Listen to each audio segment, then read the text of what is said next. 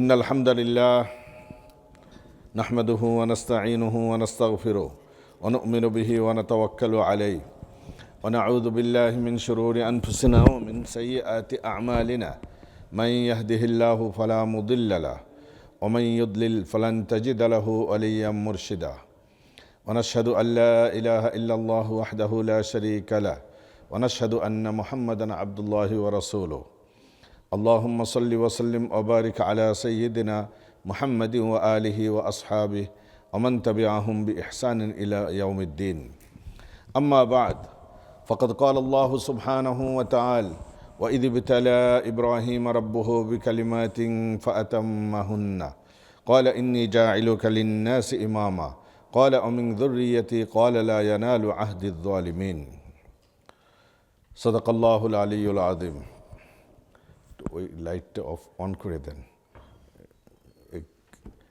Enough light নাই এই ঘরে ভিডিওর জন্য।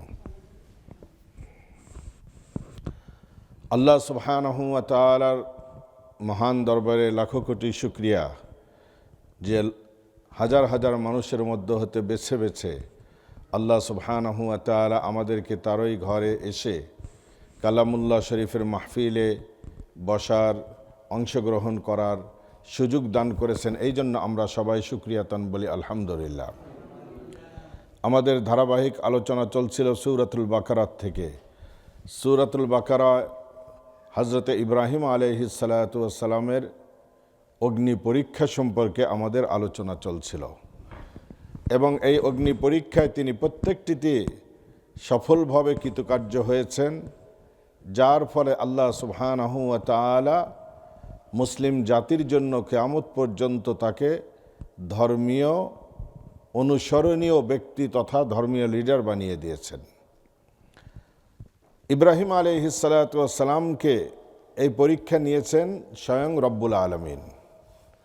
ওয়া ইয ইবতালা ইব্রাহিম রাব্বুহু, ইব্রাহিম আলাইহিস সালাতু ওয়াস সালামকে তার মহাপ্রভু পরীক্ষা করেছেন। কি বিষয়ে পরীক্ষা করেছেন কয়েকটি আমরা আলোচনা করেছি। প্রথমত ইব্রাহিম আলাইহিস সালাতু ওয়াস সালামকে নিজের সমগ্র মূর্তি পূজক জাতির থেকে একাকী হতে হয়েছে। এটা কিন্তু সহজ ব্যাপার নয়। গোটা জাতি, আত্মীয় স্বজন, পরিবার পরিজন সবাই একদিকে, একজন মানুষ একটি মতবাদের উপর টিকে থাকা এটা সহজ ব্যাপার নয়। এটা ছিল প্রথম পরীক্ষা। 2 নম্বর হলো অগ্নিকুণ্ডের পরীক্ষা। নমরুদ তাকে অগ্নিকুণ্ডে নিক্ষেপ করল। 3 নম্বর পরীক্ষা ছিল নিজের স্ত্রীকে নিয়ে একটি নতুন দেশে, যেখানে জানা নাই শোনা নাই, নিজের সমস্ত ফ্যামিলিকে ছেড়ে সেই নতুন দেশে হিজরত করে যাওয়া। ইরাক থেকে প্যালেস্টাইনের দিকে তিনি হিজরত করে এলেন। এরপরে প্যালেস্টাইন থেকে আবার তার উপর নির্দেশ এলো নবজাত শিশুকে নিয়ে তৃণলতাহীন, জনমানবহীন, দুর্গম সেই পাহাড়ি উপত্যকার মাঝে নিজের কলিজার টুকরা সন্তানকে নিয়ে হিজরত করা। এরপরে পরীক্ষা শুরু হলো সেই সন্তান আর স্ত্রীদেরকে রেখে, যেখানে কোনো মানব নাই, যেখানে কোনো দোকান নাই, পাট নাই, ঘর নাই, বাড়ি নাই, সেখান থেকে তাকে এই নবজাত শিশু আর স্ত্রীকে রেখে চলে যাওয়ার নির্দেশ এলো। এরপরে তার উপর আরেকটি পরীক্ষা এলো, পঞ্চম পরীক্ষা সেটি হলো নিজের কলিজার টুকরা একমাত্র সন্তানকে আল্লাহর জন্য কোরবানি করার প্রস্তুতি গ্রহণ করা। এটিও একটি কঠিন পরীক্ষা ছিল ইব্রাহিম আলাইহিস সালাতু ওয়াস সালামের উপরে। এই পর্যন্ত আমরা আলোচনা শেষ করেছি। ইব্রাহিম আলাইহিস সালাতু ওয়াস সালামের আরেকটি পরীক্ষা ছিল, সেটি হলো মেহমান নওয়াজি। মেহমান নওয়াজির অর্থ হলো কি মেহমানদারি করা, মেহমানদের সম্মানার্থে আপ্যায়নের ব্যবস্থা করা। এটি ইব্রাহিম আলাইহিস সালাতু ওয়াস সালাম থেকেই প্রথমত শুরু হয়েছে। ইব্রাহিম আলাইহিস সালাতু ওয়াস সালাম শুরু করেছেন এবং মুহাম্মদুর রাসূলুল্লাহ সাল্লাল্লাহু আলাইহি ওয়াসাল্লাম এর পূর্ণতা দান করেছেন। এই জন্য রাসূল করিম সাল্লাল্লাহু আলাইহি ওয়াসাল্লাম ইরশাদ করেন যে জিয়াফত অর্থাৎ হলো মেহমানদারি করা, এটি হলো ইমানের একটি পার্ট। ইমানের একটি পার্ট হলো মেহমানদারি করা, যেমন ক্লিননেস ইমানের হলো পার্ট। এই জন্য ইব্রাহিম আলাইহিস সালাতু ওয়াস সালামের কাছে যখন ফেরেশতাগণ এসেছিলেন কওমে লূতকে ধ্বংস করার জন্য, তারা মানুষের আকৃতিতে এসেছিলেন। ইব্রাহিম আলাইহিস সালাতু ওয়াস সালাম তাদের মেহমানদারির জন্য বিইজলিন হানিদ, তারা হলো তিনি গরুর বাছুর ঘিতে ভুনা করেছিলেন। এরপরে তিনি মেহমানদের সামনে যখন খাবার উপস্থিত করলেন, তারা তো ফেরেশতা, তাদের খাদ্যের কোনো প্রয়োজন নাই। ইব্রাহিম আলাইহিস সালাতু ওয়াস সালাম তখন যখন দেখলেন তারা খাদ্যে হাত দিচ্ছে না, তিনি তাদেরকে অশুভ মনে করলেন যে এরা হয়তো আমার অনিষ্ট করার জন্য এরা এখানে এসছে। এরপরে ইব্রাহিম আলাইহিস সালাতু ওয়াস সালামকে ফেরেশতাগণ তারা নিজেদের পরিচয় দিয়েছেন এবং উদ্দেশ্যও বর্ণনা করেছেন। ফালাম্মা রাআ আইদিয়াহুম লা তাসিলু ইলাইহি নাকিরাহুম ওয়া আওজাসা মিনহুম খীফা ক্বালু লা তাখাফ। ফালাম্মা রাআ আইদিয়াহুম, তিনি যখন দেখলেন ফেরেশতাগণের হাত এই হানিজ ভুনা গরুর মাংসের দিকে আগাচ্ছে না, লা তাসিলু ইলাইহি নাকিরাহুম, তিনি তাদেরকে অশুভ মনে করলেন। ওয়া আওজাসা মিনহুম খীফা, অন্তরে অন্তরে ভীতি সঞ্চার হলো। ক্বালু লা তাখাফ, ফেরেশতাগণ অভয় দিয়ে বললেন যে ভয়ের কোনো কারণ নাই, আমরা এখানে আসছি লূতের কওমকে ধ্বংস করার জন্য। এইভাবে ফেরেশতাদের জন্য তিনি মেহমানদারির ব্যবস্থা করেছিলেন। শুধু ফেরেশতাদের জন্য মেহমানদারির ব্যবস্থা করেননি, বরং যে কোনো মানুষ এলে তিনি তাদের সাথে খেতেন। ইব্রাহিম আলাইহিস সালাতু ওয়াস সালামের জীবনে খুব কম সংখ্যক টাইম গেছে যে তিনি মেহমান ছাড়া খানা খেয়েছেন। চট্টগ্রামের হাটহাজারী মাদ্রাসার যিনি প্রতিষ্ঠাতা, তার এক ছেলে, তিনি আমাদের ওস্তাদ ছিলেন। খুব ভদ্র মানুষ, যেহেতু বাবা বড় আলেম ছিলেন, একটি প্রতিকূল পরিবেশের মাঝে তাকে মাদ্রাসা প্রতিষ্ঠা করতে হয়েছে, এবং বাংলাদেশের প্রাচীনতম মাদ্রাসা।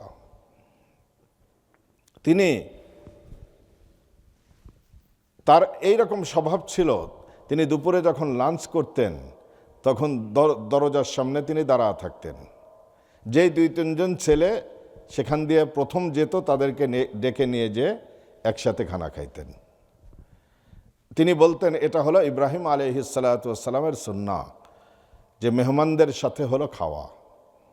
আজকে দেখেন আমরা মেহমান দেখলে ভয় করি, মনে করি যে মেহমান এই অসময়ে কেন এলো, আমার এই দুরবস্থা, অর্থনীতির খারাপ অবস্থা, মেহমান কেন এলো। দেখুন, মেহমান আপনার রিজিক খাওয়ার জন্য আসেন নাই। কারো রিজিক দুনিয়াতে কেউ খায় না, যার যার রিজিক সেই খায়।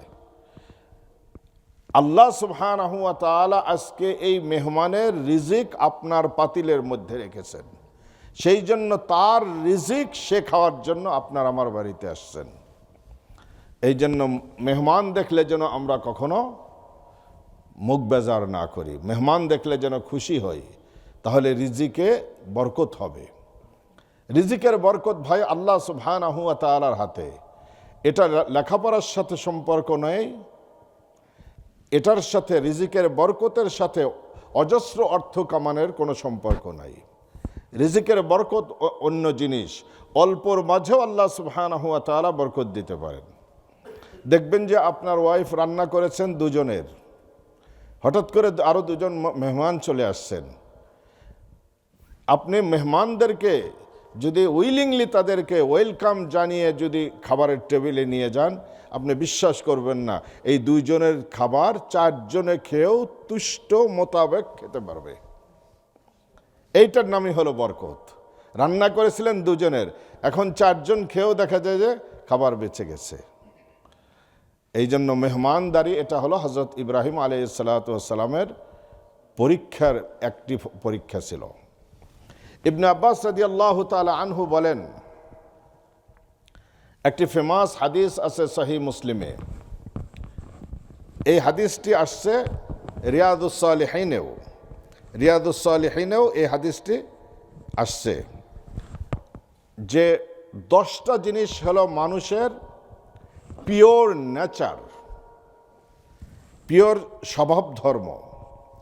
এই 10টা জিনিসই হজরত ইব্রাহিম আলাইহিসসালামের সুন্নত ছিল এবং ইব্রাহিম আলাইহিসসালামের এই ওয়াইদি বিতালা ইব্রাহিম রব্বুহু বিকালিমাতিন ফাআতাম্মাহুন্না এর অন্তর্ভুক্ত ছিল। ইব্রাহিম আলাইহিসসালামের সেই 10টি ফিতরত, মানুষের এটা হলো স্বভাব ধর্ম। আন আয়েশা রাদিয়াল্লাহু আনহা قالت قال رسول الله صلى الله عليه وسلم 10 من الفطرة। রসুল সাল্লাল্লাহু আলাইহি ওয়াসাল্লাম বলেছেন যে 10টা মানুষের স্বভাব, 10টা কর্ম, এটি হলো মানুষের পিওর নেচার, স্বভাব ধর্ম। এবং এটাও শুরু হয়েছে ইব্রাহিম আলাইহিসসালাম থেকে। 10টি কি? কসসুশ শারিব, মোষ কাটা, মোষকে কেটে রাখা, সেটে রাখা, ছোট করে রাখা, এটা হলো ইব্রাহিম এটা মানুষের নেচার, স্বভাব ধর্ম। আল্লাহ সুবহানাহু ওয়া তাআলার এই পয়গম্বর থেকে এটা হলো চালু হয়েছে, কসসুশ শারিব। কিছু কিছু মানুষ আছে দেখবেন যে তারা এমন বড় মোষ রাখে, মাঝে মাঝে হলো কি যদি ডাইল ডুল খায়, ডাইলের কালারে তাড়াতাড়ি পানি নাই খাইলে মনে হবে যে কি জান খায় আইছে,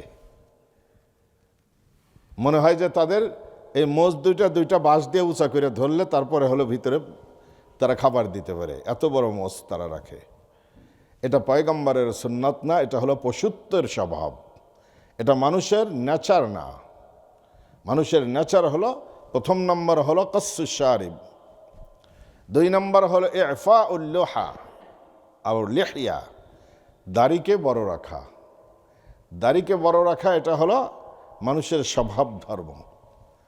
দেখেন, নারীদেরকে আল্লাহ সুবহানাহু ওয়া তাআলা দাড়ি দেন নাই, পুরুষদেরকে দিয়েছেন। কেন পুরুষদেরকে দিয়েছেন? এটা হলো পুরুষদের একটা দেহ অবয়বের সৌন্দর্যের প্রতীক। বিশেষ করে বার্ধক্য বয়সে দেখবেন যদি নাকি বুড়া হয়ে গেছে, চামড়া কুজু হয়ে গেছে, দাড়ি না রাখে, তাকে দেখতে কিসের মতো দেখা যায়? বাংলা ভাষায় যদি বলি একটু গালির মতো হয়ে যায়, মুসির মতো দেখা যায়, তাই না? এরকম তাকে দেখতে সুন্দর লাগে না। আর মাশা আল্লাহ দাড়ি রাখলে আলহামদুলিল্লাহ তাকে দেখতে সুন্দর লাগে। That's true. ইফাউল লিহিয়া। 3 নম্বর হলো সেওয়াক, আসওয়াক, মেসওয়াক করা। আসওয়াক মাতহারাতুল লিল ফাম ওয়া মারদাতুল লিরাব্বি। মেসওয়াক সম্পর্কে নবী আলাইহিসসালাতু ওয়াসসালাম বলেছেন, এটা হলো প্রথম উপকার হলো মুখের দুর্গন্ধ দূর হয়, মুখের ময়লা আবর্জনা ক্লিন হয়। ওয়া মারদাতুল লিরাব্বি, এবং আল্লাহ সুবহানাহু ওয়া তাআলা মেসওয়াককারীর উপর আল্লাহ রাজি খুশি হন, সন্তুষ্ট হন। এই জন্য নবী আলাইহিসসালাতু ওয়াসসালাম যখন নাকি ইন্তেকাল করলেন, ইন্তেকালের পূর্বে আব্দুল্লাহ ইবনে আব্দুর রহমান তিনি উপস্থিত ছিলেন। মা আয়েশা সিদ্দিকা রাদিয়াল্লাহু তাআলা আনহার ঘরে রাসূলের ইন্তেকাল হয়েছে। ইন্তেকালের পূর্বে তিনি যখন মুমূর্ষ অবস্থায় মৃত্যু যন্ত্রণায় ছটফট করছেন, এই অবস্থায় আব্দুল্লাহ ইবনে আব্দুর রহমান রাদিয়াল্লাহু আনহুর হাতে তিনি মেসওয়াক দেখতে পেলেন। তিনি বললেন যে তোমার হাতে এটা কি? তিনি বললেন মেসওয়াক। তিনি বললেন যে আমাকে এই মেসওয়াক দাও, আমি মেসওয়াক করব। মৃত্যুর একদম জাকান্দানি যখন শুরু হয়েছে তখন তিনি মেসওয়াক দিলেন। রাসূল করিম সাল্লাল্লাহু আলাইহি সাল্লাম চিবানের চেষ্টা করলেন, কিন্তু অসুস্থতার কারণে চিবাতে পারলেন না। আম্মা জান আয়েশা সিদ্দিকা রাদিয়াল্লাহু তাআলা আনহা তার হাতের থেকে মেসওয়াকটি নিয়ে নিজে চিবিয়ে মেসওয়াক করার মতো উপযুক্ত করে দিলেন। উপযুক্ত করে রাসূল করিম সাল্লাল্লাহু আলাইহি সাল্লামের দাঁতগুলোতে মেসওয়াক করে দিলেন। এই জন্য আম্মা জান আয়েশা সিদ্দিকা রাদিয়াল্লাহু তাআলা আনহা তিনি ফখর করে বলতেন, রাসূল করিম সাল্লাল্লাহু আলাইহি ওয়াসাল্লামের সাথে আমার ওই সম্পর্ক ছিল যে মৃত্যুর সময়ও আমার মুখের লালা তার মুখের লালার তরপেটে গেছে। হযরত আয়েশা সিদ্দিকা রাদিয়াল্লাহু তাআলা আনহা বলেন, এরপরে নবী আলাইহিস সালাতু ওয়াস সালামের ইন্তেকাল হয়ে গেল। মৃত্যুর সময়ও তিনি মেসওয়াক করতে ভোলেন নাই। সেই জন্য মেসওয়াক করা এটি হলো স্বভাব ধর্ম। এই জন্য আমরা অনেক সময় অনেক রকমের খাদ্য খাই যেগুলো দিয়ে রিয়ালি দুর্গন্ধ, যেমন শুটকি মাছ খেয়ে এলেন, মূলার তরকারি দিয়ে ভাত খেয়ে এলেন, মুখের ভিতরে মাছ খেয়ে এলেন, মুখের মধ্যে একটা দুর্গন্ধ হয়। এই দুর্গন্ধ নিয়ে মানুষের সামনে না যাওয়া, বরং হলো মেসওয়াক করে তারপরে হলে যাওয়া। এটা হলো ইব্রাহিম আলাইহিস সালাতু ওয়াস সালামকে আল্লাহ সুবহানাহু ওয়া তাআলা এই টিচিং দিয়েছেন। তাহলে কয়টা গেল? 3টা। চতুর্থ নম্বর হলো ইস্তিনশাকুল মা, নাকের ভিতর পানি দাও। অজুতে আমরা নাকের ভিতর পানি দেই কিনা? গোসলে নাকের ভিতর পানি দেই।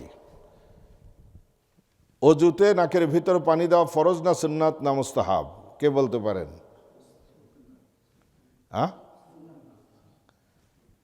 সুন্নাহ। আর গোসলে দেখেন অধিকাংশ দেখেন বয়স 50-এর উপরে চলে গেছে, অজু গোসলের ফরজও জানি না।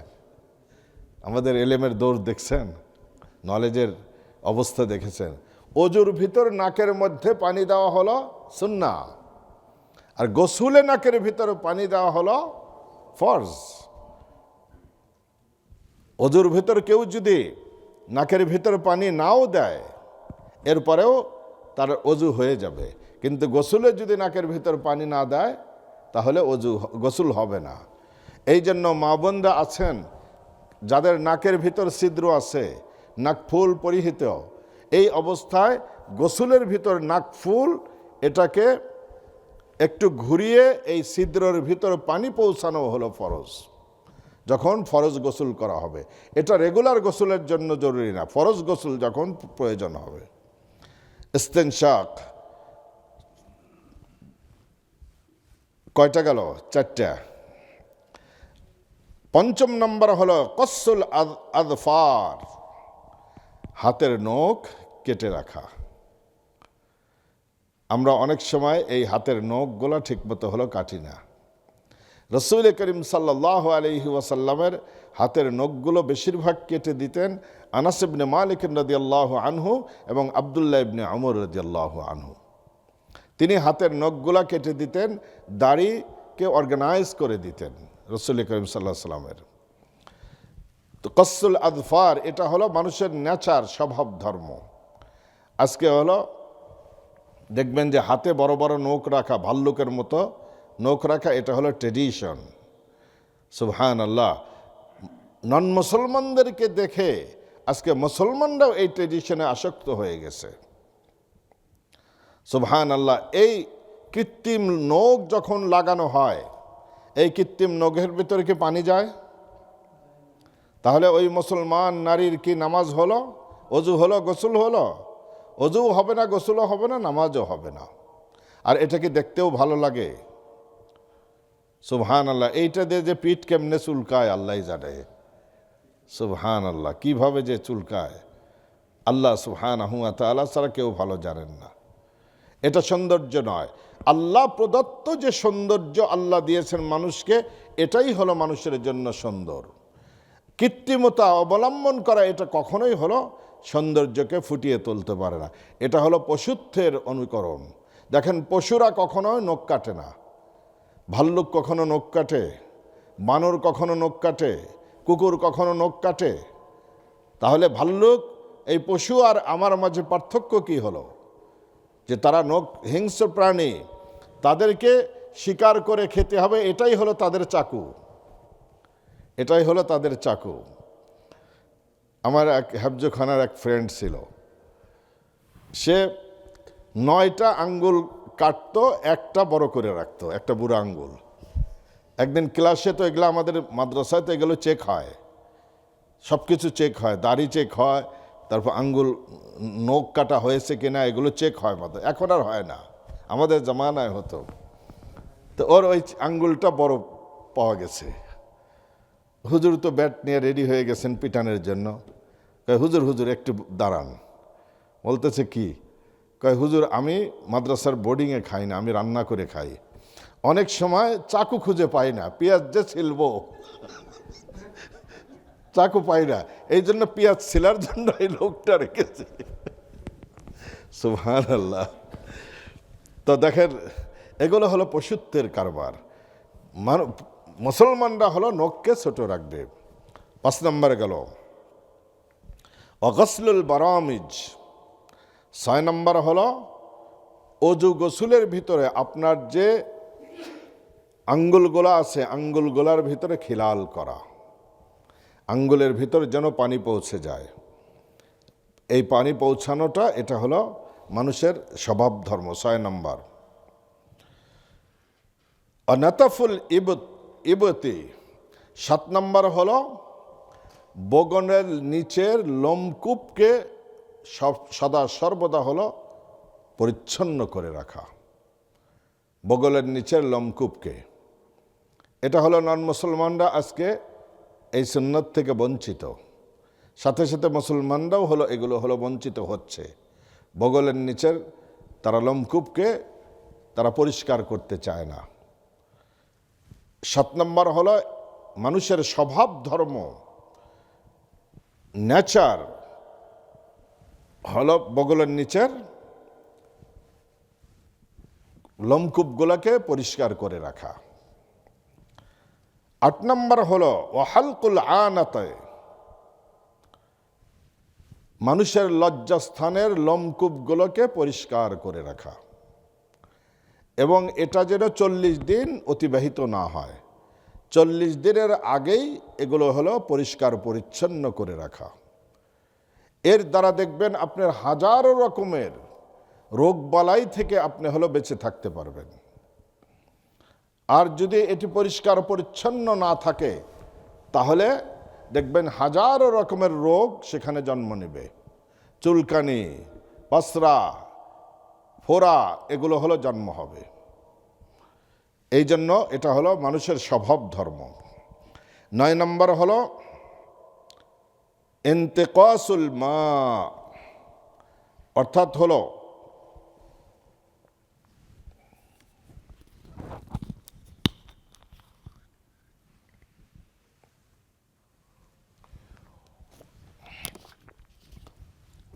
ইস্তেঞ্জা করার পরে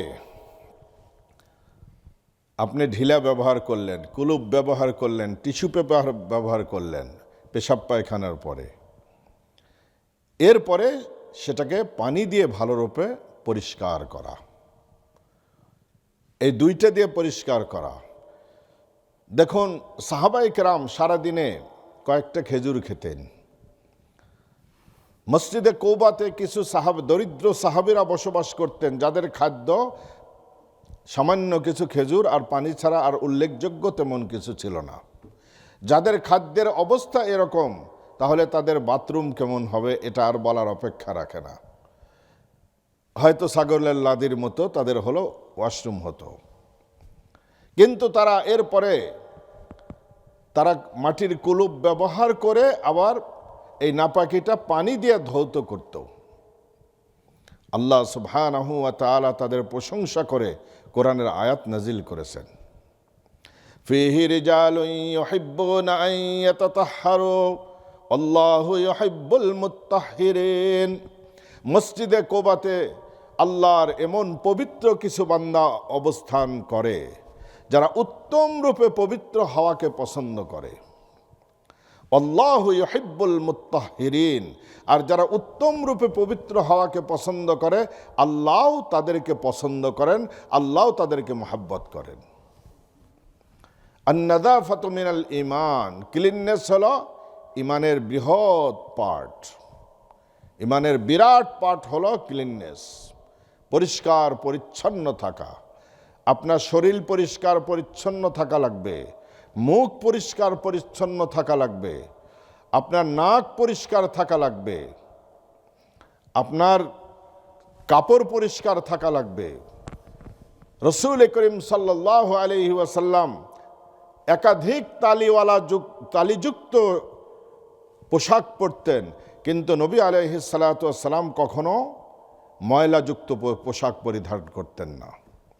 হিজরতের রাতে হিজরত করে যখন মদিনা পার হয়ে মক্কাতুল মুকাররমা পার হয়ে চলে আসছেন, মক্কা এবং মদিনার মাঝে ক্লান্ত হয়ে গেছেন, বিশ্রাম নেওয়ার জন্য এক বেদুইনের ঘরে গিয়ে আশ্রয় নিয়েছেন।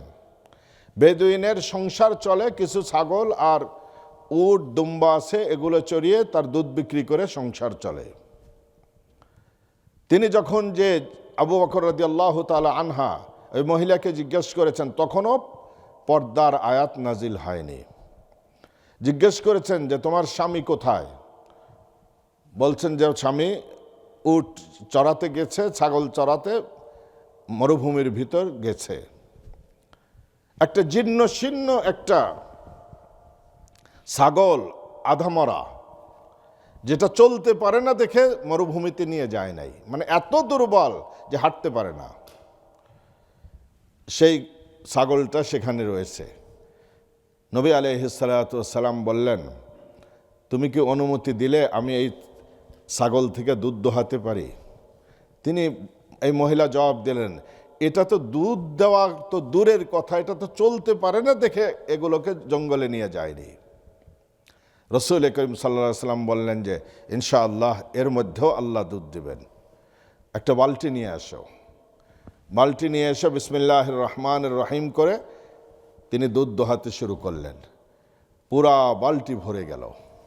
তৃপ্তি মোতাবেক আবু বকর রাদিয়াল্লাহু তাআলা আনহু রসুল করিম সাল্লাল্লাহু আলাইহি সাল্লাম দুজনেই, আর সফর সঙ্গী আরও দুজন ছিল, 4 জন পান করলেন, আর বাড়িওয়ালাদের জন্য এক বালতি রেখে গেলেন। যখন বাড়িওয়ালা ফিরে আসছেন, এর মধ্যে তারা সেখান থেকে যাত্রা আবার নতুন করে শুরু করেছেন। দুধ দেখেই বাড়িওয়ালা জিজ্ঞেস করছে, তুমি এই দুধ কোথায় পেলা? সমস্ত ঘটনা খুলে বলল। এরপরে বলল যে ওই আগন্তুককে দেখতে কেমন? তিনি বললেন যে একটা জীর্ণ শীর্ণ কাপড় পরেছে, কোনো নতুন কাপড় না, পুরান কাপড়, তবে যথেষ্ট পরিষ্কার পরিচ্ছন্ন। এক কথায় বলতে গেলে আমার হোল লাইফে এত ক্লিন মানুষ আমি কখনো দেখি নাই। তখন বলতেছে, এই লোক বলতেছে, আমি তো এখানে বাড়ি করেছি ওনার অপেক্ষাতে, উনি তো আখির জামানার পয়গম্বর, তিনি এই রাস্তা দিয়ে হিজরত করবেন, তার সাথে যেন আমার সাক্ষাৎ নসিব হয়, এই জন্য তো আমি এই রাস্তায় ধারে বাড়ি করে বসে আছি। তুমি ভাগ্যবান, আমি দুর্ভাগা। পরে তিনি মদিনায় আসছেন, মদিনায় এসে রসুল করিম সাল্লাল্লাহু আলাইহি সাল্লামের হাতে ইসলাম গ্রহণ করেছেন, স্বামী স্ত্রী দুজনেই। তাহলে দেখুন নবী আলাইহিস সালাতু ওয়াস সালাম কতটা ক্লিন ছিলেন। আর আমরা মুখ দিয়া দুর্গন্ধ, কাপড় দিয়া দুর্গন্ধ। দেখবেন যে কিছু মানুষ আমরা নামাজে দাঁড়াই, পুরা জ্যাকেট দিয়ে হলো শুধু মশলার গন্ধ।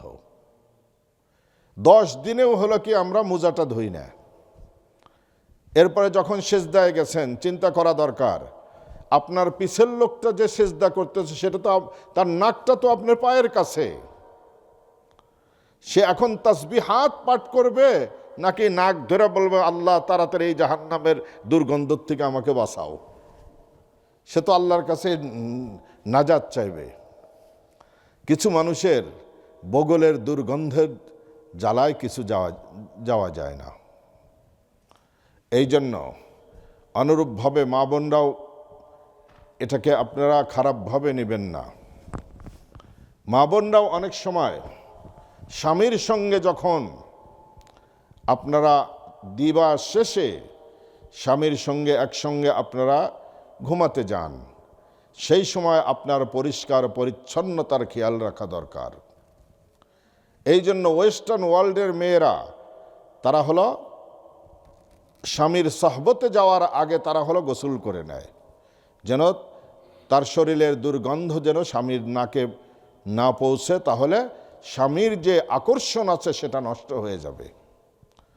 মুখে শরীরের দুর্গন্ধে মানুষের আকর্ষণ নষ্ট হয়ে যায়, এবং স্বামীদেরও সেই খেয়াল রাখা দরকার। এগুলো একটা ইন্টারনাল কথা বললাম, আনুষঙ্গিক হিসাবে পরিষ্কার পরিচ্ছন্ন থাকা দরকার।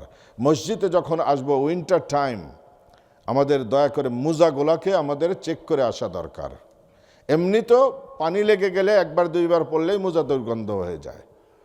এগুলো আমাদের আমার দুর্গন্ধ পোশাক দিয়ে, আমার মুখের দুর্গন্ধ, বগলের দুর্গন্ধ দিয়ে অন্য মানুষের যেন কষ্ট না হয়। আজকে জুম্মার খুতবার এটাই সাবজেক্ট ছিল। রসুল করিম সাল্লাল্লাহু আলাইহি ওয়াসাল্লাম জুমার নামাজে খুতবা দিচ্ছেন, তার সামনে যে লোকটা বসছে সেই লোকটা মনে হয় পেঁয়াজ রসুন খেয়ে আসছে। সে এমন জোরে হাম উঠাইছে যে রসুল সাল্লাল্লাহু আলাইহি ওয়াসাল্লামের নাক পর্যন্ত দুর্গন্ধ গেছেন। তিনি খুতবা স্টপ করে তাকে বলেছেন যে তুমি এখান থেকে বাকিতে যাও, বাকির ওখানে গিয়ে তুমি মেসওয়াক করো, কুলি করো, মুখের দুর্গন্ধ দূর করে তুমি এখানে আসো। যেই গন্ধ দুর্গন্ধে মানুষরা কষ্ট পায়, সেই একই দুর্গন্ধে ফেরেশতারাও কষ্ট পায়। তুমি ফেরেশতাদেরকে কষ্ট দিও না। এই জন্য আমাদের এগুলো খেয়াল রাখা দরকার। পাবলিক প্লেসে আমরা যখন যাব তখন যেন আমার শরীর দুর্গন্ধ না হয়, কাপড় চোপড় দুর্গন্ধ না হয়। এই জন্যই তো হাদিসে আসছে পেঁয়াজ রসুন খেয়ে হলো মসজিদে না আসার জন্য। পেঁয়াজ রসুনের দুর্গন্ধ যেন অন্যের কষ্ট না হয়, ফেরেশতারা কষ্ট পায়। ভাইরা বলেন তো, পেঁয়াজ রসুনের দুর্গন্ধ এটা মারাত্মক নাকি বিড়ি সিগারেটের দুর্গন্ধটা মারাত্মক? হ্যাঁ, দুইটা কম্পেয়ার করলে বিড়ি সিগারেটেরটা অনেক, বরং যারা বিড়ি সিগারেট পান করে না তাদের কাছে বিড়ি সিগারেটের গন্ধ বাথরুমের গন্ধর চেয়ে মারাত্মক লাগে। এই জন্য এই বদঅভ্যাস থেকে থাকলে আমরা আস্তে আস্তে হলো এগুলো ছেড়ে দেই। আমি বলি না আপনারা ওভারনাইটেই ছেড়ে দেন। যদি 20টা সিগারেট খাওয়ার অভ্যাস থাকে, আগামীকাল 19টা খান, 19টা, তারপরের দিন 18টা, তারপরের দিন 17টা, এইভাবে কমান। কমাতে কমাতে আপনি বাদ দেন। ওভারনাইটে আপনি পারবেন না, যেহেতু একটা বদঅভ্যাস হয়ে গেছে। এই জন্য আস্তে আস্তে এই 9টা হলো স্বভাব ধর্ম। এরপরে এই হাদিসের রাবি আয়েশা সিদ্দিকা রাদিয়াল্লাহু তাআলা আনহা, তিনি বলেন অনাসিতুল আশিরা, যে 10মটা আমি ভুলে গেছি। আয়েশা সিদ্দিকা রাদিয়াল্লাহু তাআলা আনহা বলতেছেন, তিনি রাবি, ইল্লা আন তাকুন আল মাদমাদা, তবে সেটি হলো আল মাদমাদা মানে হলো কুলি করা। দেখেন প্রত্যেকটা ক্লিননেসের সাথে সম্পর্ক কুলি করা। কারণ মুখের দুর্গন্ধ আপনি দূর করতে হলে আপনাকে মেসওয়াক করলেই যথেষ্ট না, আপনাকে কুলি করা লাগবে। কুলি করলে তখন হলো মুখের দুর্গন্ধ দূর হবে। এই 10টি হলো স্বভাব ধর্ম। এই হাদিসটি রিয়াদুস সালিহিনেও আছে, আপনারা দেখবেন রিয়াদুস সালিহিনের হাদিস নাম্বার হলো 1204 এই হাদিসটি। তো ওয়াইদ ইবতালা ইব্রাহিম রাব্বুহু বিকালিমাতিন, ইব্রাহিম আলাইহিস সালাতু ওয়াস সালামকে কিছু বাক্য দিয়ে পরীক্ষা করা হয়েছে। এই বাক্যগুলো ইবনে আব্বাস রাদিয়াল্লাহু তাআলা আনহু বলেন এই 10টি স্বভাব ধর্ম। বড় বড় পরীক্ষা আছে, তার মাঝে এটিও একটি। ইবনে আব্বাস রাদিয়াল্লাহু তাআলা আনহুর থেকে আরেকটি রওয়ায়াত আছে, সমষ্টি ইসলামের যদি আপনি সমষ্টি করতে যান তাহলে 30টা জিনিস। ওয়াইদ ইবতালা ইব্রাহিম রাব্বুহু, এই 30টা জিনিসও ইব্রাহিম আলাইহিস সালাতু ওয়াস সালামের থেকে আসছে। এই 30টা পবিত্র কোরআনেও বর্ণিত হয়েছে। 10টা হলো সূরাতুত তাওবাতে, 10টা সূরাতুল মুমিনুনে, আর 10টা হলো সূরাতুল আহজাবে, আর 10টা হলো সূরাতুল মাআরিজ এবং সূরাতুল মুমিনুন মিলে 10টি। এই 30টি জিনিস হলো ইসলামের নির্যাস। ইসলামের সমষ্টি হলো এই 30টা জিনিস। এই 30টা জিনিস আমাদের জানা দরকার কিনা? সূরাতুল বাকারাতে আল্লাহ, সূরাতুত তাওবাতে আল্লাহ সুবহানাহু ওয়া তাআলা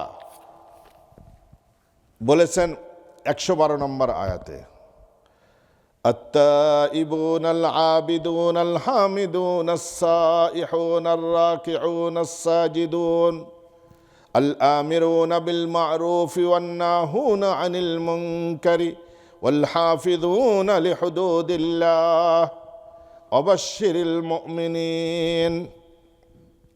এর আগে জান্নাতের আলোচনা গেছে। ইন্নাল্লাহ আশতারা মিনাল মুমিনিনা আনফুসাহুম ওয়া আমওয়ালাহুম বিআন্না লাহুমুল জান্নাহ। আল্লাহ সুবহানাহু ওয়া তাআলা মুমিনদের জান-মালকে জান্নাতের বিনিময়ে খরিদ করে নিয়েছেন। তাহলে ক্রেতা কে হলো? আল্লাহ। বিক্রেতা কে?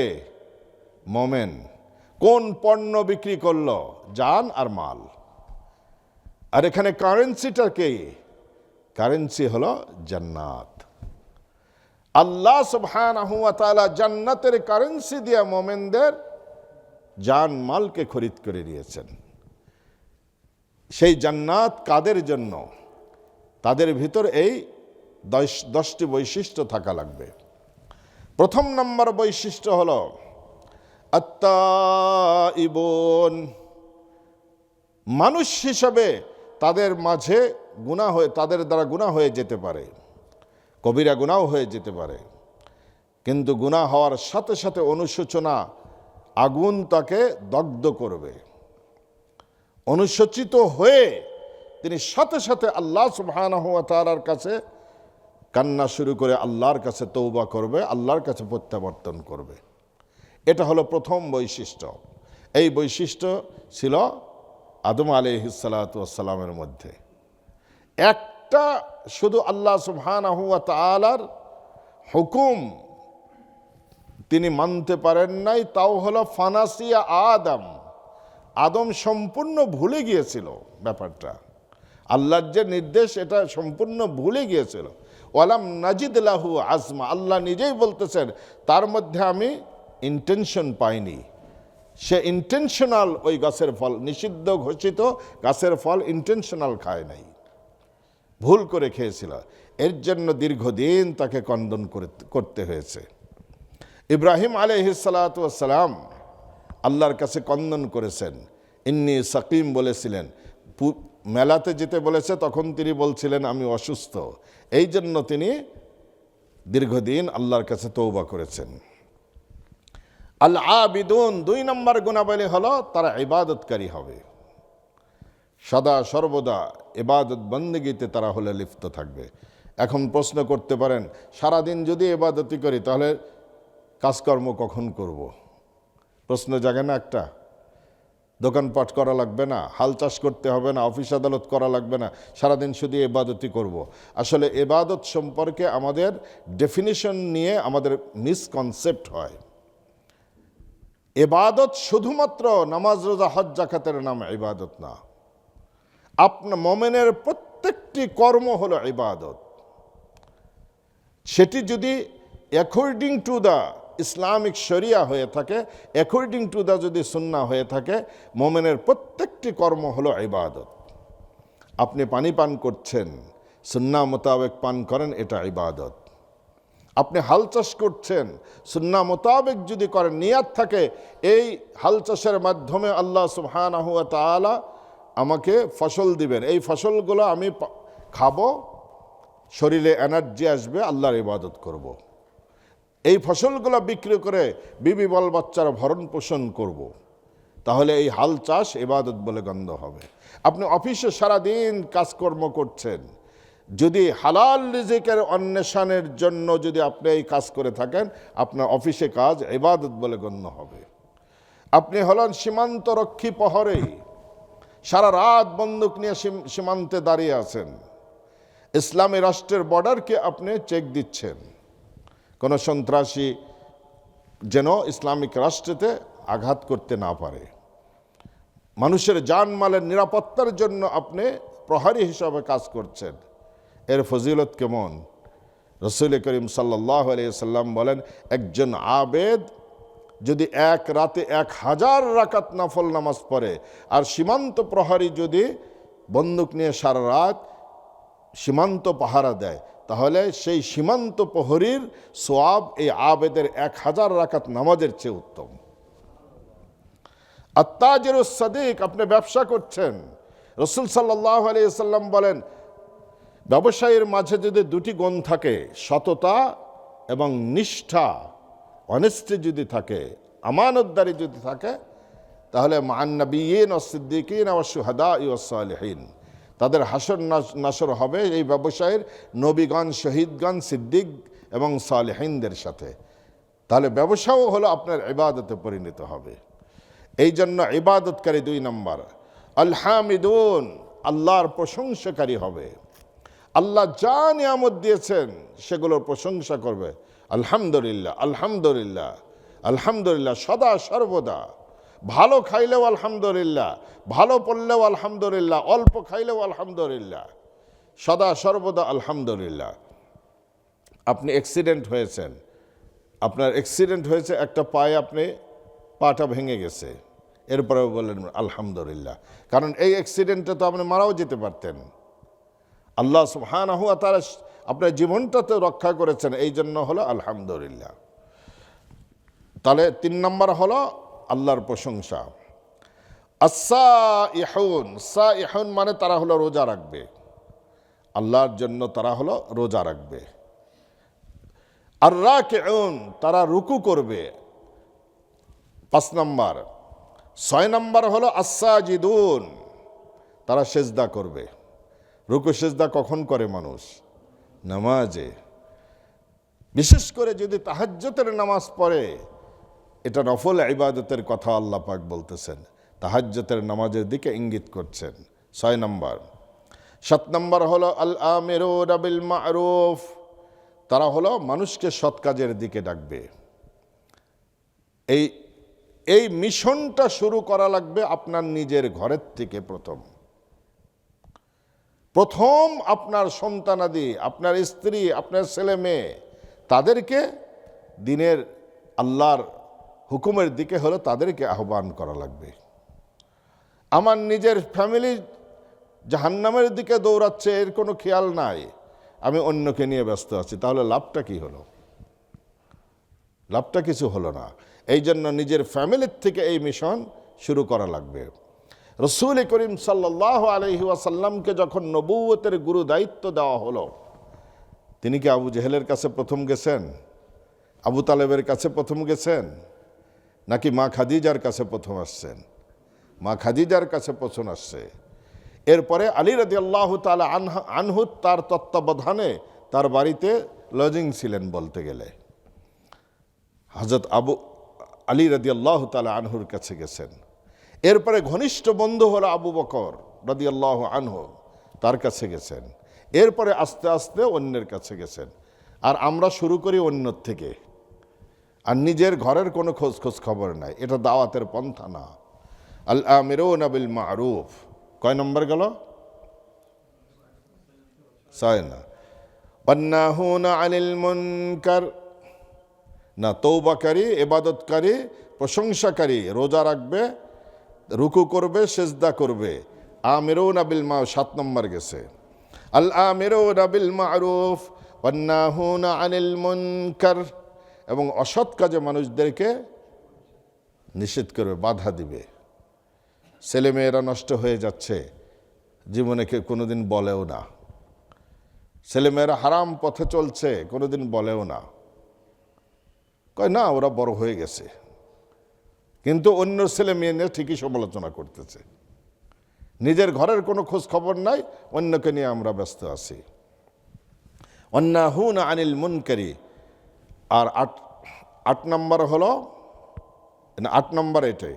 9 নম্বর হলো ওয়াল হাফিযুনা লিহুদুদিল্লাহ, তারা আল্লাহর হুদুদ অর্থাৎ আল্লাহর শরীয়তের বাউন্ডারিকে তারা হেফাজত করবে। শরীয়তের বাউন্ডারিকে তারা ক্রস করবে না। শরীয়তের একটা বাউন্ডারি আছে না, এখানে যাওয়া যাবে, এখানে যাওয়া যাবে না, এইটা খাওয়া যাবে, এইটা খাওয়া যাবে না, এইটা পরা যাবে, এইটা পরা যাবে না। এটাই হলো শরীয়তের বাউন্ডারি। এই শরীয়তের বাউন্ডারির বাইরে তারা কখনো যাবে না। অবাশশিরিল মুমিনিন, হে নবী আপনি মুমিনদেরকে সুসংবাদ দিয়ে দেন। এই সব কিছুর সমষ্টি হলো ঈমান। এই জন্য 10 নম্বর হলো ঈমান। এই সূরাতে আল্লাহ সুবহানাহু ওয়া তাআলা এই 10টার কথা বললেন। সূরাতুল মুমিনুনে কদ আফলা, সূরাতুল আহজাবে আল্লাহ সুবহানাহু ওয়া তাআলা 35 নম্বর আয়াতে বলতেছেন, দেখেন এই আয়াতটা একটা চাঞ্চল্যকর ঘটনাকে কেন্দ্র করে নাজিল হয়েছিল। শরীয়তে পবিত্র কোরআনে যখন আল্লাহ সুবহানাহু ওয়া তাআলা নির্দেশ দিয়েছেন তখন পুল্লিঙ্গ ব্যবহার করেছেন শব্দের। আরবি ভাষাতে ভার্বগুলাও স্ত্রীলিঙ্গ আছে, পুল্লিঙ্গ আছে। নাউনে স্ত্রীলিঙ্গ আছে, পুল্লিঙ্গ আছে। ওয়া আকিমুস সালাহ, নামাজ পড়ো, এটা হলো পুল্লিঙ্গ বলা হয়েছে। ওয়া আতুজ যাকাহ, যাকাত দাও, পুল্লিঙ্গ। ওয়া আতিম্মুল হজ্জ ওয়াল উমরাতা লিল্লাহ, আল্লাহর জন্য হজ উমরা করো, পুল্লিঙ্গ। একবার মহিলারা এসে আল্লাহর রাসূলের কাছে অভিযোগ করলেন, ইয়া রাসূলুল্লাহ, পবিত্র কোরআনে যত বিধান আসছে, যত সুসংবাদ সব পুরুষদের জন্য, তা আমরা মহিলারা কই গেলাম? আমাদের মহিলাদের কোনো শব্দই আসতেছে না। আসলে মহিলাদেরকে ইনসাল্ট করার জন্য না, মহিলাদেরকে পর্দা করার জন্য আল্লাহ সুবহানাহু ওয়া তাআলা পুল্লিঙ্গ দিয়ে নারী পুরুষ উভয়কে একই হুকুমের মধ্যে এনেছেন। যাই হোক, মহিলারা কমপ্লেন করলেন। আল্লাহ সুবহানাহু ওয়া তাআলা সূরাতুল আহজাবের এই আয়াতে নারী পুরুষকে আলাদা করে করে হুকুম দিলেন। ইন্নাল মুসলিমিনা ওয়াল মুসলিমাত, প্রথম হলো মুসলমান পুরুষ, মুসলমান নারী। দেখেন আলাদা আলাদা এবার করে দিলেন। তাহলে প্রথম হলো ইসলাম। ওয়াল মুমিনিনা ওয়াল মুমিনাত, 2 নম্বর হলো ঈমান। প্রথম হলো ইসলাম, 2 নম্বর ঈমান। ঈমানদার পুরুষ, ঈমানদার মহিলা। তাহলে ঈমান আর ইসলাম দুটি এক জিনিস না। ঈমান আর ইসলামের মধ্যে আসমান জমিন পার্থক্য।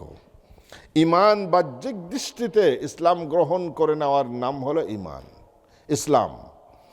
আর ইসলাম গ্রহণ করার পরে সম্পূর্ণ আল্লাহর কাছে আত্মসমর্পণ করে দেওয়া এবং সমস্ত বিধানগুলো পালন করার নাম হলো ঈমান। ওয়াল মুমিনিনা ওয়াল মুমিনাত ওয়াল কানিতিনা ওয়াল কানিতাত, অনুগত্যশীল পুরুষ, অনুগত্যশীল নারী, যারা আল্লাহর অনুগত্য করে। ওয়াস-সাদিকিনা ওয়াস-সাদিকাত, যারা সত্যবাদী পুরুষ, সত্যবাদী নারী। তাহলে সততা, এটা হলো চারিত্রিক বৈশিষ্ট্যের কথা আল্লাহ পাক বলতেছেন। ওয়াস-সাবিরিনা ওয়াস-সাবিরাত, পঞ্চম হলো ধৈর্যশীল পুরুষ, ধৈর্যশীল নারী। তারা প্রত্যেকটা কাজে ধৈর্য ধারণ করবে। আপনারা যে এখানে বসে আছেন চা না খেয়ে, এটা ধৈর্যের পরিচয় দিয়েছেন কিনা? এটা ধৈর্য। কত মানুষ এখন বসে বসে গল্প গুজব করছে, দেখেন কফি শপে হলো আড্ডা মারছে, কেউ নাটক দেখতেছে, কেউ এইটা করতেছে, কেউ সোশ্যাল মিডিয়াতে আছে। আপনারা এগুলো না করে সব কিছু বন্ধ করে আল্লাহর কথা শুনছেন, এটা ধৈর্যের পরিচয় কিনা? ধৈর্যের পরিচয়। এই যে দেখেন আপনারা মুখে দাঁড়িয়ে রাখছেন অধিকাংশ ভাইরাই, দেখেন এটা ধৈর্যের পরিচয় কিনা? অনেক ধৈর্যের পরিচয় এটা। মা বোনরা যে বোরকা পরেছে, সারা দুনিয়া হলো উলঙ্গ। এই উলঙ্গ পরিবেশে কালো বোরকা পরে সমাজে যাওয়া, এটা কঠিন ধৈর্যের পরিচয়। সুবহানাল্লাহ, এগুলো সব ধৈর্য। তো ধৈর্যকারী, ধৈর্যশীল পুরুষ, ধৈর্যশীল নারী। আস-সাবিরিনা ওয়াস-সাবিরাত ওয়াল খাশিঈনা ওয়াল খাশিআত, এবং হলো বিনয়ী নারী এবং বিনয়ী পুরুষ, বিনয়ী নারী, যারা আল্লাহর ভয় অন্তরে আছে, বিনয়ী হবে যারা। এরপরে ওয়াল মুতাসাদ্দিকিনা ওয়াল মুতাসাদ্দিকাত, দানশীল পুরুষ, দানশীল মহিলা। দেখেন, কৃপণকে আল্লাহও পছন্দ করেন না। এক ফার্সি কবি, তিনি একটা কবিতার মধ্যে লিখেছেন, হাদিসের মিনিং দিয়েই লিখেছেন। কবিরা তো একটা আয়াতকে সামনে নিয়ে তাদের পাণ্ডিত্য অনুযায়ী শব্দ চয়ন করে। বখিলার বুয়াদ জাহেদে বাহরবার, বেহেশত না বাসাদ বা হুকমে খবর। বখিল যদি, কৃপণ যদি ইবাদত করতে পারতে আসমানেও চলে যায়, বেহেশত তো দূরের কথা, বেহেশতের গন্ধও পাবে না বখিল। কৃপণ, আল্লাহ সুবহানাহু ওয়া তাআলা জেনারেস, আল্লাহ সুবহানাহু ওয়া তাআলা জেনারেসিটিকে পছন্দ করেন। নবী আলাইহিস সালাতু ওয়াস সালাম, তার জেনারেসিটিকে বলা হয়েছে বিশেষ করে রমাদানে সকালের মলায় হাওয়ার চেয়ে নবী আলাইহিস সালাতু ওয়াস সালামের জেনারেসিটিটা সেটা আরও ব্যাপক ছিল। রাসূল করিম সাল্লাল্লাহু আলাইহি, এই পৃথিবীর সবচাইতে জেনারেস মানুষ ছিলেন হযরতে মুহাম্মদুর রাসূলুল্লাহ সাল্লাল্লাহু আলাইহি, এরপরে ইব্রাহিম আলাইহিস সালাতু ওয়াস সালাম। এগুলো সব ইব্রাহিম আলাইহিস সালাতু ওয়াস সালামের আখলাক। বাপের আখলাক সন্তানের মধ্যে যায়। বাবা মা যদি জেনারেস হয় তাহলে দেখবেন সন্তানেরও জেনারেস হবে। আর বাবা মা যদি কৃপণ হয়, সন্তানও কৃপণ হবে। বাবা মা যদি মেহমানদারিতে যদি দেখবেন পাক্কা হয়ে থাকে, মেহমান ছাড়া খানা খায় না, তাহলে এর ছেলে মেয়েরাও হলো দেখবেন এগুলো শিখবে। এই জন্য অল মুতাসাদ্দিকিন ওয়াল মুতাসাদ্দিক, দানশীল পুরুষ, দানশীল নারী। অস-সাইমিন ওয়াস-সাইমাত, রোজাদার পুরুষ, রোজাদার নারী। ওয়াল হাফিযিনা ফুরুজাহুম ওয়াল হাফিযাত, 9 নম্বর হলো যারা নিজেদের লজ্জাস্থানকে হেফাজতকারী পুরুষ, লজ্জাস্থানকে হেফাজতকারী নারী। ওয়ায-যাকিরিনাল্লাহ কাসীরান ওয়ায-যাকিরাত, আর যারা অধিক আল্লাহর স্মরণ করে, আল্লাহর জিকির করে পুরুষেরা এবং অধিক জিকিরকারী নারীরা। এই 10টা গুণ যার মধ্যে আছে তাদের পুরস্কার কি?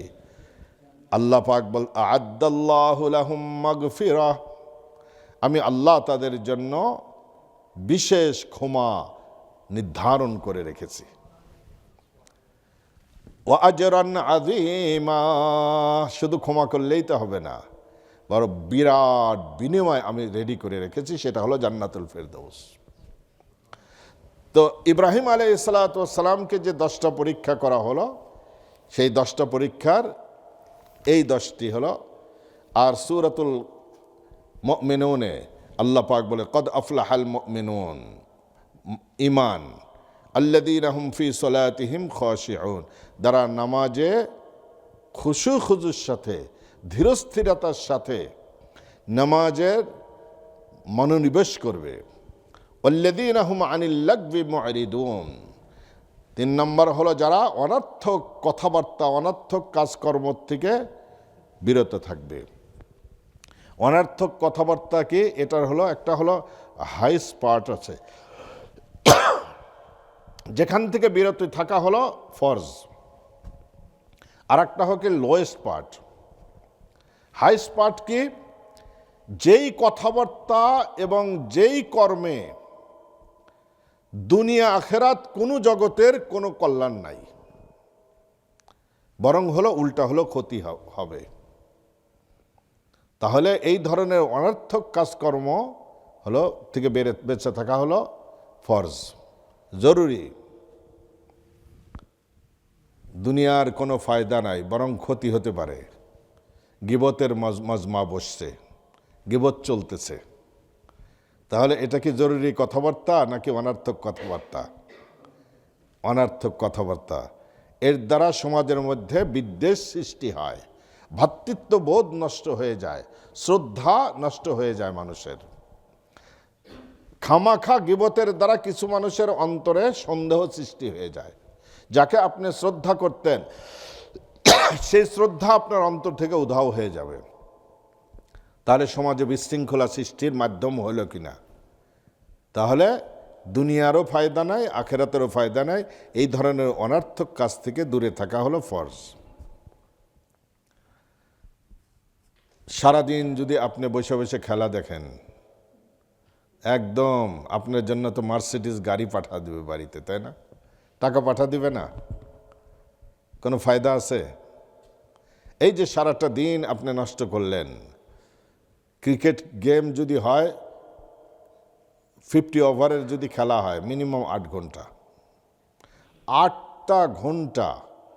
আর একটু সময় ব্যয় করলে তো আপনি মক্কাতেই যেতে পারতেন। এরা 12 ঘন্টায় মক্কা জিদ্দায় যাওয়া যায়। সুবহানাল্লাহ। 8টা ঘন্টা যদি আপনি নিজের ফ্যামিলির জন্য যদি আপনি উবারও চালাইতেন, 20 টাকা করে আওয়ার হলে 8 বিশং কত হয়? সুবহানাল্লাহ, 160 টাকা ফ্যামিলির কাজে আসতো এটা। তাহলে যেই কাজে কোনো ফায়দা নাই। আর টাকা তো কামাবে হলো ওই খেলোয়াড়রা। কিয়ামতের আগে এরকমই হবে যে অনর্থক কাজে মানুষরা হলো অর্থ ব্যয় করবে। দেখেন কাতারে ওয়ার্ল্ড কাপ খেলা হয়েছে, কয়টা স্টেডিয়াম করেছিল তারা? 8টা স্টেডিয়াম করেছে। 39 বিলিয়ন ডলার খরচ করেছে তারা, 39 বিলিয়ন ডলার। তাদের পুরা দেশে ওয়ার্ল্ড ক্লাসের একটা হসপিটাল নাই, ওয়ার্ল্ড ক্লাসের একটা ইউনিভার্সিটি নাই। এখন সৌদি আরবের মাথা আর এক ভূত চেপে বসছে। সে হলো কি, বিল্ডিংয়ের মাথায় হলো কি করতেছে, স্টেডিয়াম বানাচ্ছে। সে 60 তলা না কয় তলার উপরে, আমার একজাক্টলি খেয়াল নাই, 60 তলার উপরে হলো স্টেডিয়াম। 40,000 সিটের ধারণ ক্ষমতা নিয়ে সে দোতলা এই আকাশে হলো স্টেডিয়াম বানাচ্ছে। অথচ সৌদি আরবে ওয়ার্ল্ড ক্লাসের কোনো ভালো ইউনিভার্সিটি নাই। ফরেনার সন্তানদের পড়তে দেয় না, কর্মচারীদের সন্তানের উপর ট্যাক্স আছে।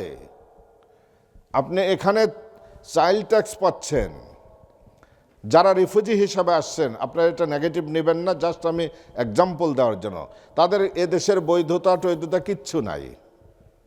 এরপরেও দেখেন তাদেরকে উল্টা গভর্নমেন্ট টাকা দিচ্ছে, চিকিৎসার ব্যবস্থা, ফার্নিচার কেনার জন্য টাকা দিচ্ছে, নিরাপত্তার সাথে তারা এখানে ঘুরতেছে। এখানে লয়ার লাগলে লয়ারও গভর্নমেন্ট দেয়। সুবহানাল্লাহ। আর সৌদি আরবে আপনি কাজ করবেন, আপনার 4টা ছেলে আছে, মাসে আপনার 400 টাকা করে পার চাইল্ডের হলো 400 রিয়াল করে আপনার গভর্নমেন্টকে ট্যাক্স দেওয়া লাগবে। তাহলে 4টা বাচ্চা থাকলে আপনার 1600 রিয়াল আপনাকে চাইল্ড ট্যাক্স গভর্নমেন্টকে দেওয়া লাগবে আপনার, নইলে আপনার সংসার আপনি ফ্যামিলি রাখতে পারবেন না। কি জুলুম! সুবহানাল্লাহ। আজকে হজ এবং উমরা এটা তো মুসলমানদের দাবি। মক্কা মদিনা তো এটা সৌদিদের হলো বাপদাদার সম্পদ না, এটা হলো সমগ্র মুসলিম জাতির হলো সম্পদ। সেখানে যেতে মুসলমানদের কেন ভিসা ফি পে করা লাগবে? সেখানে তো মুসলমানরা ফ্রি এক্সিট হবে, ফ্রি এন্ট্রি হবে। সেখানে কেন ভিসা ফি দেওয়া লাগবে? দ্রব্যমূল্য কেন সেখানে এত বেশি? আজকে দেখেন এ সমস্ত ফালতু কাজের জন্য মুসলমানরা হলো সেরা। কাতার 39 বিলিয়ন ডলার খরচ করে লাভ উঠাইছে কত? মাত্র 3.5 বিলিয়ন ডলার। তাহলে ক্ষতি কত বড় হলো? এই ওয়ার্ল্ড কাপ খেলা আয়োজন না করলে কাতার মরে যেত। বরং হলে এই টাকাগুলো দিয়ে তারা যদি দেশের জন্য ডেভেলপমেন্ট করতো, একটা ইউনিভার্সিটি করতো ওয়ার্ল্ড ক্লাস, যদি হসপিটাল করতো ওয়ার্ল্ড ক্লাস, তাহলেও তো একটা কথা ছিল। আজকে দেখেন একটা ডাক্তার কত প্রয়োজন। আপনি হার্ট অ্যাটাক করেছেন, আপনার ইমার্জেন্সি হলো, আপনার হলো সার্জারি করা লাগবে, এখানে একটা ডাক্তার প্রয়োজন। মৌলভী সাহেব এখানে আপনার কিছুই করতে পারবে না, ইমাম সাহেব কিছু করতে পারবে না, একজন খেলোয়াড় কিছুই করতে পারবে না, আপনার একটা ডাক্তার প্রয়োজন। অনুরূপভাবে এরকম জরুরি পোস্টে যেখানে আছে, আজকে মুসলমানরা কি দুর্বল। মুসলমানদের একটা শক্তিশালী সেনাবাহিনীর প্রয়োজন, নইলে অস্তিত্ব টিকে থাকবে না মুসলমানদের। এই জরুরি জিনিসের একটা সেনা অফিসারের বেতন বেশি নাকি যে 5 পাস, কতকগুলো 5 পাসও নাই, এগুলা হলো ক্রিকেট খেলে, ফুটবল খেলে, তাদের বেতন বেশি। আপনি চিন্তা করে দেখেন, ওদের তো টাকার কোনো হিসাব নাই। এটা কিয়ামতের আলামত, কিয়ামতের আগে এটা হলো এরকম হবে। একটা কোরআনের টিচারের কি মূল্য? তার ঈমান, ইসলাম, জান্নাত, জাহান্নাম সম্পর্ক হলো এই টিচারের উপরে। আজকে সেই কোরআনের টিচারকে আমরা কি মূল্যায়ন করি? কোনো মূল্যায়ন আছে সমাজে? সবচাইতে বেশি তো ভাতা দেওয়া দরকার ছিল এই কোরআনের টিচারকে, যার শিক্ষার উপর আমার জান্নাত জাহান্নাম হলো নির্ভর করছে। এই জন্য আল্লাযীনা হুম আনিল লাগবি মুআরিদুন, যারা অযথা কথাবার্তা কর্ম থেকে দূরে থাকবে। আল্লাযীনা হুম লিয-যাকাতি ফাঈলুন, যারা যাকাত আদায় করবেন। আল্লাযীনা হুম লিফুরুজিহিম হাফিজুন, যারা নিজেদের লজ্জাস্থানকে হেফাজত করবে। ওয়াল্লাযীনা হুম লিআমানাতিহিম ওয়া আহদিহিম রাউন, যারা নিজেদের আমানত, তাদের কাছে রাখা আমানতকে হেফাজত করবে। ওয়া আহদিহিম, তাদের অঙ্গীকারকে পূর্ণ করবে। ইহুদিদের মতো হবে না। দুনিয়ার ইতিহাসে এই জাতি কোনো অঙ্গীকারকে রক্ষা করতে পারে নাই। দুনিয়ার ইতিহাসে নাই, তারা কোনো চুক্তি তারা ঠিক রেখেছে। চুক্তি করার অর্থ হলো কি ও তাড়াতাড়ি ভাঙবে, এটা ওকে মনে করে দেওয়া হলো। এই জন্য মোমেন কখনো হলো অঙ্গীকার ভঙ্গ করতে পারে না। ওয়াল্লাযীনা হুম আলা সালাওয়াতিহিম ইউহাফিজুন, আর তারা 5 ওয়াক্ত নামাজকে হেফাজত করবে। ওয়াল্লাযীনা হুম বিশাহাদাতিহিম কায়িমুন, তারা নিজের সাক্ষী, যখন সাক্ষ্য প্রদান করবে তখন তারা সত্য সাক্ষী দিবে। এমন সাক্ষী নয় যে মিথ্যার উপর সাক্ষী দিয়ে একটা মানুষকে ফাঁসির কাষ্ঠ পর্যন্ত ঠেলে দিবে। এই যে বাংলাদেশে যাদেরকে যুদ্ধ অপরাধীর ব্লেম দিয়ে যাদেরকে ফাঁসি দেওয়া হয়েছে, একটাও সত্য? শয়তানও বিশ্বাস করে না যে এগুলো সত্য। আমার আপনার চেয়ে যারা ফাঁসি দিয়েছে, যারা সাক্ষী হয়েছে, তারা আরো ভালো জানে যে কি পরিমাণ মিথ্যা দিয়ে তাদেরকে, এই লোকগুলাকে হলো ফাঁসানো হয়েছে। দেখেন তারা কোন দলের কোন সাপোর্টার, এটা ফরগেট ইট। তারা হলো হিউম্যান বিং, মানুষ। একজন যদি পাপী মানুষকেও যদি বিনা অপরাধে তাকে যদি মৃত্যুদণ্ড দেওয়া হয়, অ্যাজ এ হিউম্যান বিং আপনার প্রতিবাদ করা লাগবে, আপনার তাকে ঘৃণা করা লাগবে। এটা অন্যায় হয়েছে তার উপরে।